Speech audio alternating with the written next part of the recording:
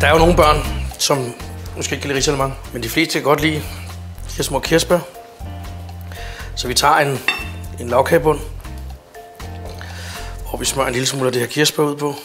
Så har vi taget pisket æggehvide, som vi rører flormelis i, og vi river lidt skal. Mandarinerne, lidt syre. Så har vi lavet en isparfait, som står her. Så vi vender ud, stiller i midten. Så vi laver simpelthen sådan en isbombe, som vi smører her med rings, så det ligner et lille snebjerg. Og så er det om at få den ind i en meget varm ovn. 4 minutter. Alt hvad den kan trække, 250 grader. Lad os lige hurtigt. Det der er vigtigt ved den her er jo, at selvfølgelig at isparfaiten er stenhård, så det kan tåle at komme i ovnen. Den her ser sgu meget godt ud. Anderledes juledessert. Isparfait, kirsebær.